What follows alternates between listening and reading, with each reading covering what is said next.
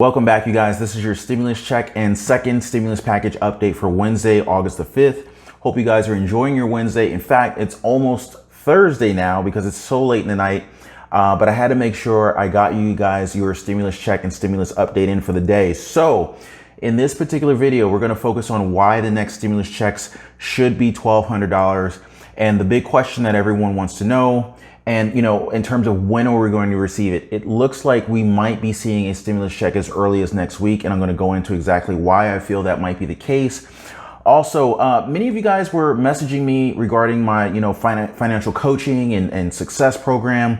And I really didn't want to say anything about this because, it's still in the works, but it is coming soon, guys. So I just wanted to kind of let you guys know what was going on with that. Also, really quickly, our family has grown so big and we've been leveraging the fact that many of you guys have found success in finding new jobs in this pandemic economy.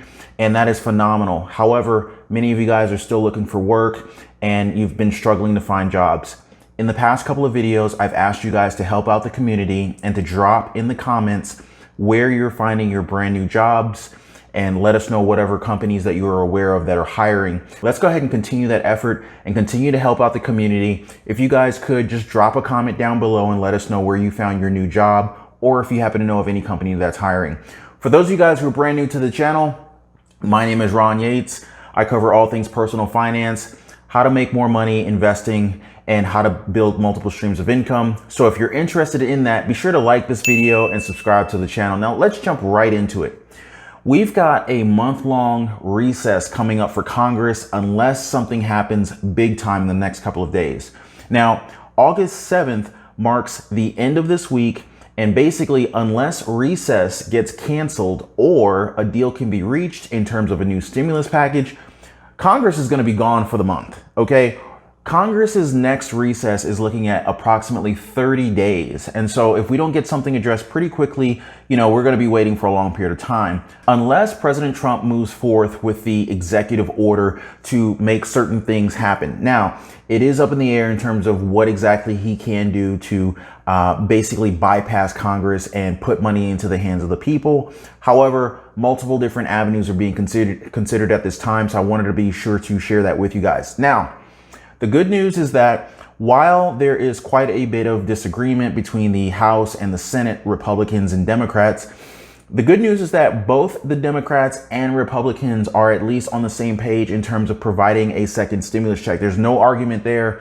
And right now it looks like the $1,200 for the next stimulus check, the second stimulus check, is actually being agreed upon at this time from both parties. So from that perspective, they're seeing eye to eye. However, it's pretty much just everything else that's up in the air for disagreement. Now, according to reporters, Treasury Secretary Steve Mnuchin said that the negotiators will try to reach an overall agreement by the end of the week so that legislation could be passed by next week. And so this is why we believe that we may be able to see a second stimulus check by as early as next week.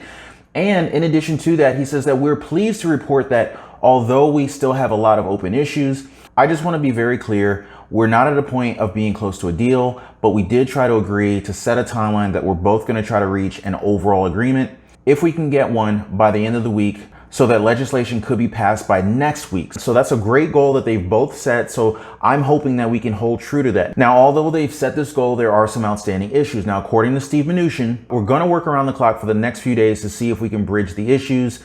Some issues we've been able to agree on, some significant issues are still open. Negotiations will resume today. So, I know it's late in the night, but that's what they said earlier today.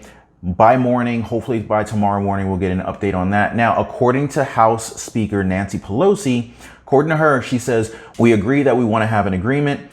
And in that case, we then say, that's our goal. Let's engineer back from there as to what we have to do to get that done. It looks like Nancy and Chuck Schumer are pretty much seeing eye to eye on that one. According to Chuck Schumer, they made some concessions, which we appreciated. We made some concessions as well, which they appreciated. So I love that. We're getting a little bit of bipartisan. There's some communication there, a little bit of give and take. That's what we've been needing. That's what we've been wanting. If we continue to see that, I think that we could make something happen. Let's just see what comes out of this. If we continue to see this, I think we could certainly see something happen, but let's just see what happens with this. Now, here's the weird thing. Senate Majority Leader Mitch McConnell is not even in the room when it comes to the negotiation process. Like, what is going on here? Chuck is suggesting that Mitch McConnell is not even aware of the majority of the talks that are being discussed right now. Now, of course, last week, Mitch McConnell came out and represented the Senate by presenting the HEALS Act. The HEALS Act, if it were passed, would be a $1,200 stimulus check, just like what the Democrats wanted. There would be $500 provided for each dependent. And basically, this bill would be approximately $1 trillion.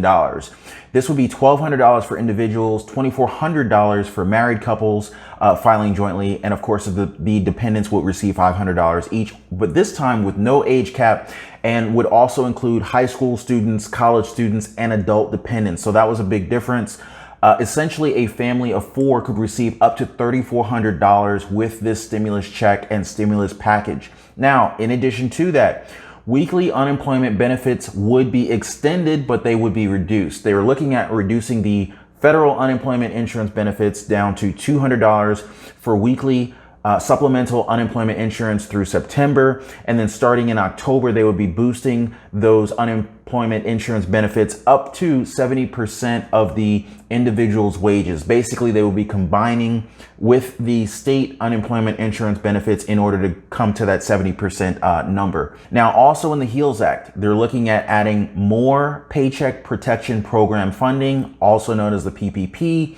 That is the forgivable loan, potentially forgivable loan for businesses, and they would be adding an additional $60 billion in terms of long-term recovery loan allocations for that program. The great thing about this new PPP plan is that it is a little bit more difficult for companies to get it. Essentially, the way they've structured this is that you'd have to have a 50% decline in your revenue as of this year. That way, and also for small businesses. And so that way, the funding is only taken up by businesses that can show that, you know, they've experienced some form of negative impact as a direct result of the pandemic. Now, in addition to that, they will be focusing on low-income communities, minority-owned businesses, as well as seasonal businesses. So that's a great thing. Now, 2 more things with regard to the HEALS Act.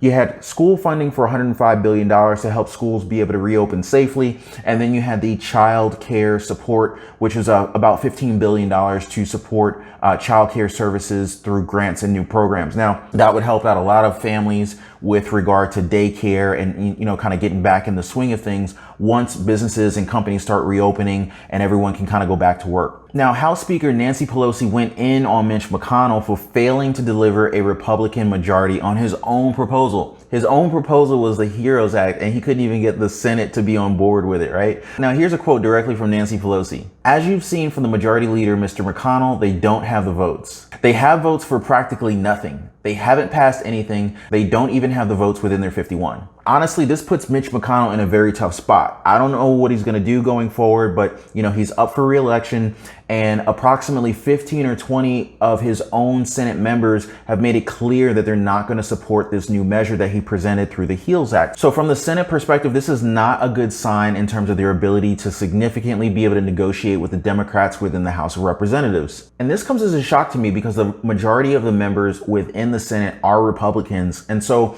there's clearly a division within their own party. So that's a bit of a shock to me. Now, according to Mitch McConnell, he said, I do have a divided conference on whether to go forward. I personally think we need to do another bill. He went on to say, it's not an entirely irrational reaction when some of my members say they haven't even spent what we already allocated. So there you have it, guys. We've got some division within the Senate.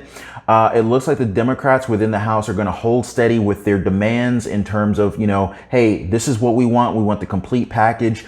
Many of the Senate members, including the president, are up for re-election. And right now it looks like, and you guys let me know in the comments, who do you guys think are holding up this new bill from passing? Is it the Democrats in the House for not giving in and being a little bit more willing to negotiate from what they want? Or is it the Senate that's holding up the show in terms of increasing what they're willing to offer and provide the people Which organization do you guys feel like is really at fault for slowing things up? I'd love to know what you guys think in the comments. Well, that's all for this update, guys. If you guys got any value out of this video, do me a favor and smash the like button if you haven't already. Also, if you haven't already joined the family, consider subscribing to the family and hit the notification bell so you're notified whenever I release new videos. And otherwise, you guys have a great one.